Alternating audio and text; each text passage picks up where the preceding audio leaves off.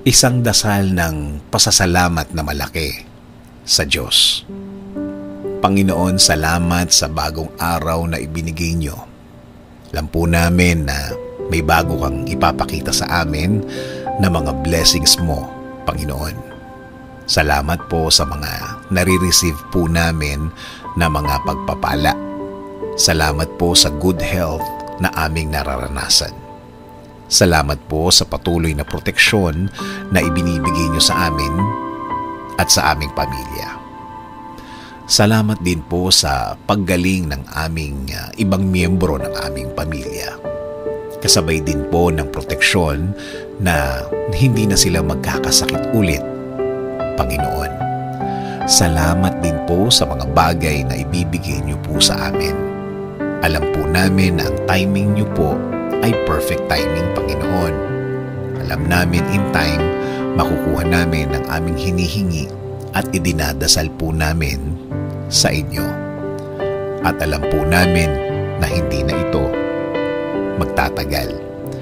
Naniniwala rin kami na ang lahat ng pagsubok na nararanasan namin ay bahagi ng pagtuturo sa amin, na may mga leksyon kaming matututunan along the way.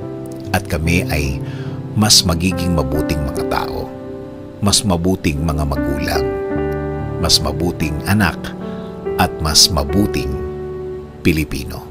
Kaya salamat po sa paggawa mo sa aming maging malakas at maging matatag sa harap ng mga hirap sa buhay. Alam po namin na alam nyo na kailangan kami ng aming mga pamilya. Sa mga biyayang ito, nagbabago din po ang tingin namin sa buhay. Kahit ang iba'y ang tingin sa araw-araw nila ay mahirap, ang sa amin po ay kakayanin namin. Inaamin po namin, Panginoon, na hindi namin ito kakayanin nang mag-isa kami. Kailangan po namin ang inyong presensya sa buhay namin. Itinataas po namin ang araw na ito.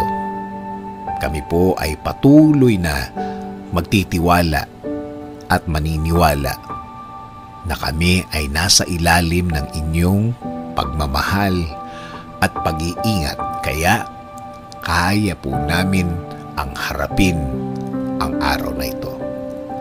Salamat po ulit, Panginoon, sa pangalan ni Jesus. Amen.